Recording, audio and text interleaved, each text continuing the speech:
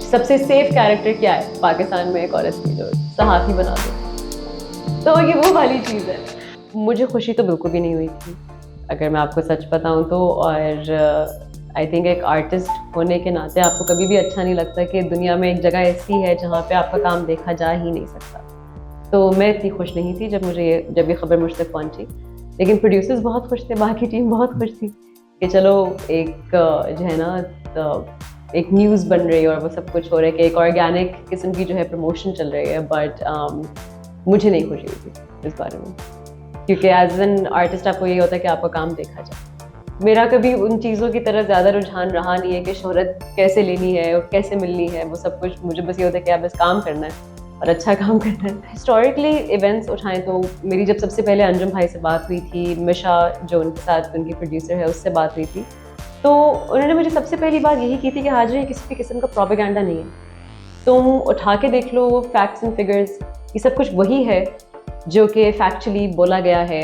और मुझे याद है जब हम लोग शूट भी कर रहे होते थे तो अंजुम भाई का बहुत ज़्यादा फोकस इस बात पे होता था और मिशा का, कि जब जो लाइंस हम बोल रहे हैं, जो डायलॉग्स हम बोल रहे हैं, जो एक्शंस हम कर रहे हैं, तो हम वो एक्यूरेट रहें उस बारे में। हमारी कोशिश ये रही है, बाकी पूरी टीम की भी, कि किसी भी तरह से वो जो फैक्ट्स एंड फिगर्स हैं वो किसी भी तरीके से ख़राब ना हो। तो आई डोंट थिंक कि इस तरह की कोई चीज़, किसी की कोई ऐसी इंटेंशन थी, बट चूंकि ये टॉपिक ही इतना सेंसिटिव है जहाँ पे इंडिया और पाकिस्तान की बात होती है, कि वो बात तो यहाँ पे सही और गलत की और अच्छे और बुरे की तो ख़त्म हो जाती है। बात ये होती है कि अच्छा इंडिया ने पाकिस्तान के बारे में बात की ही क्यों, बेशक सही बात की हो, या पाकिस्तान ने इंडिया के बारे में बात की क्यों, बेशक अच्छी बात हो या बुरी बात हो, तो वो बस वो वैसे ही ट्रिगर कर देता है और वो चीज़ उस पर पाबंदी लग जाती है। क्योंकि हमारी कोशिश तो ये थी कि हम लोग किसी भी तरह का स्टीरियोटिपिकल किस्म का एंगल नहीं दिखाएं, क्योंकि हम खुद जो पाकिस्तानी है वो बहुत तंग आए हुए हैं अपने इसी इमेज से कि ये किस तरह से पाकिस्तानियों को दिखाया जा रहा है कि हम इस तरह से तो सलाम बिल्कुल भी नहीं करते, हम लोग बहुत कैजुअली बात करते हैं और हम बहुत कैजुअल उर्दू बोलते हैं, बिल्कुल भी टेक्स्ट बुक उर्दू जो है अब कोई भी नहीं बोलता एक दूसरे के साथ। तो हमारी बहुत कोशिश रही कि जो है अगर हम लोग काम कर रहे हैं और अगर हम पोर्ट्रे कर ही रहे हैं खुद को एज हिंदूज, तो हमें the new age Indian girl दिखानी है, हमें टेक्स्ट बुक मेथड के थ्रू नहीं जाना। तो हमारी कोशिश तो यही रही।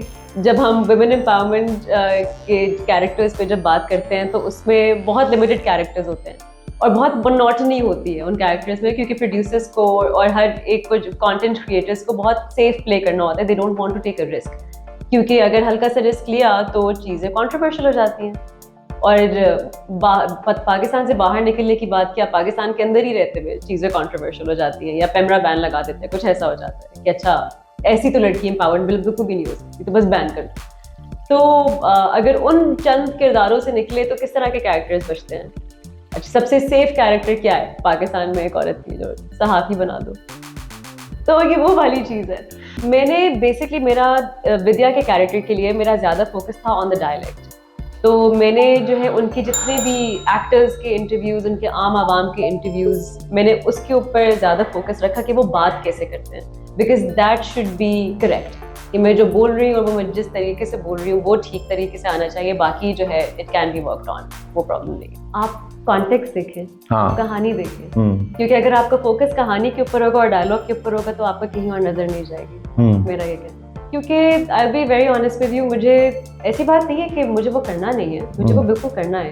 जैसे देखिए, if you are going to give me a run of the mill script, तो if you give me a good director, तो शायद मैं और वो डायरेक्टर मिलके उसका कुछ अच्छा रिजल्ट निकाल सकते हैं। But if you are going to give me a team जिनके साथ मेरी वो केमिस्ट्री नहीं बन सकती, कि अगर उनकी आइडियोलॉजी ही और उनका विजन ही उसी स्क्रिप्ट के मुताबिक मोनोटोनस और स्टीरियोटिपिकल है, तो फिर वो इक्वेशन सही नहीं बन सकती और उसका रिजल्ट भी बुरा निकलेगा।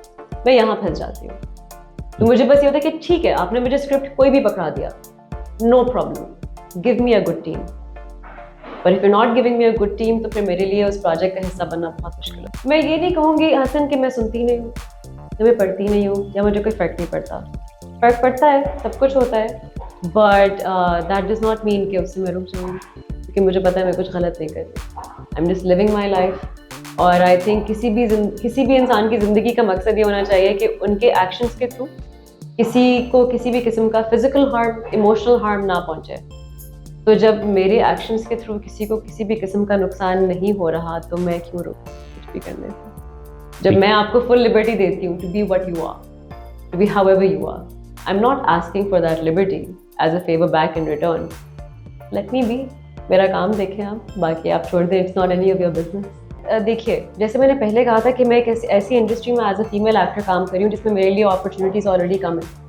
मेरे लिए किरदार, किसी भी फीमेल एक्टर के लिए किरदार बहुत कम लिखे जाते हैं। तो और मुझे पता है कि अगर किसी अलेजेड अब्यूज़र की वजह से मैं कोई प्रोजेक्ट छोड़ती हूँ तो मैं तो चली जाऊँगी, बट वो उस इंसान को नहीं हटाएंगे। तो मैं अपनी प्रोफेशनल स्पेस और मैं I will claim my space, मैं वो जगह नहीं छोड़ूंगी।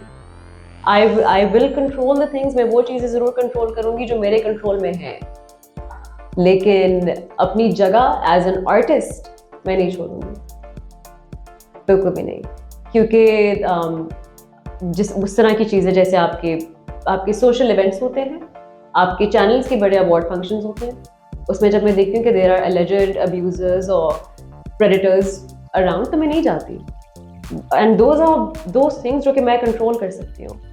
लेकिन अगर मुझे एक ऐसा स्क्रिप्ट मिला है, एक ऐसा डायरेक्टर मिला है, एक ऐसी टीम मिल रही है which is the perfect equation, और जो कि मुझे पता है कि ये अपॉर्चुनिटी शायद मुझे बाद में ना मिले बिकॉज ये ऑलरेडी बहुत कम है, तो मैं एक एलिजेड अब्यूज़र की वजह से वो जगह नहीं छोड़ूंगी। करता है, आई हैव बीन लकी कि मैंने ये फेस नहीं किया, but I know a lot of girls जिन्होंने ये फेस किया है। तो जस्ट बिकॉज मैंने फेस नहीं किया इसका ये मतलब नहीं है कि वो एग्जिस्ट नहीं, वो ज़रूर एग्जिस्ट करता है। It's there.